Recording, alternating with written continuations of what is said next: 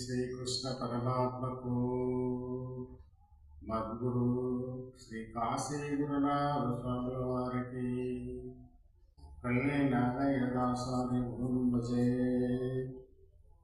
గురుర్బ్రహ్మా గురుర్విష్ణు గురుర్దేవో మహేశ్వరః గురు సాక్షాత్ పరబ్రహ్మ తస్మై శ్రీ గురవే నమః. ఓం నమః శ్రీ గురుదేవాయ పరమపురుషాయ సర్వదేవతా శ్రీకరాయ సర్వారిష్ట వినాశాయ సర్వమంత్ర పరిచ్ఛేదనాయ త్రైలోక్యం వశమానాయ స్వాహా. ఆది మధ్య అంత్యంబులు లేని పరిపూర్ణ బ్రహ్మమందున ఆదియంతున లేకనే తోచి గురు రూపమున అవతరించిన శ్రీ దక్షిణామూర్తియే నమః. ద్వాదశాక్షరీ మంత్రస్వరూపస్య శ్రీ దక్షిణామూర్తియే నమః. కాశీక్షేత్ర నివాసస్య శ్రీ కాశీ గురునాథం గురుం భజే.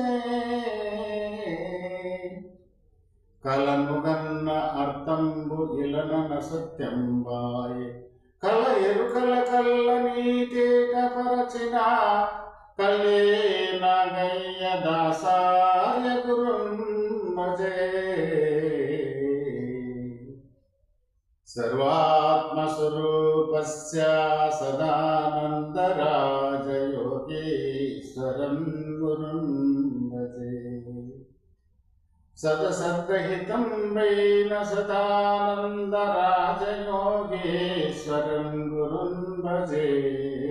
పరమాత్మ స్వరూపులైనటువంటి సనాతన ధర్మమును ఆచరిస్తున్నటువంటి హిందూ బంధువులందరికీ, పరమాత్మ స్వరూపులందరికీ పురుషోత్త ప్రాప్తం అనేటువంటి భగవద్గీత నుండి 2 శ్లోకములను చెప్పి వాటి యొక్క తాత్పర్యమును విని ఆ భగవతత్వము చేరుకోవాలని గురువు అనుగ్రహంతో ప్రార్థిస్తుంది. ఊర్ధ్వమూలం మదశాకం అశ్వత్థం ప్రాపురవ్యవయం ఛందాంసి యస్య పర్ణాయస్తుం వేద సవేద విక్కు. భగవద్గీతలో ఇక్కడ వివరించబడినటువంటిది అశ్వత్థ వృక్షము అన్నారు. అశ్వత్థ వృక్షం అంటే రావి చెట్టు అని సామాన్య అర్థం. అయితే ఈ అశ్వత్థ వృక్షం ఎలా ఉందంటే వేర్లన్నీ కూడా పైకి, కొమ్మలు ఆకులు అన్నీ కూడా కిందికి దశ దిశలా వ్యాపితమై సర్వము వ్యాపితమై ఉన్నదని ఈ యొక్క భగవద్గీతలో చెప్పబడినటువంటి సారాంశం. అయితే సామాన్యంగా ఎక్కడైనా వృక్షం అనేది ఆ వృక్షానికి ఆధారం, ఆ వేళ్ళు ఆధారంలోనికి ప్రవేశించి ఆ వేళ్ళ ద్వారా తన ఆహారం గ్రహించి ఆ చెట్టు అనేది వ్యాపిస్తుంది. చిగుళ్ళతోనూ ఊర్ధ్వముఖంగా కొమ్మలు వ్యాపిస్తాయి. అయితే ఇక్కడ ఊర్ధ్వమూలం అన్నాడు.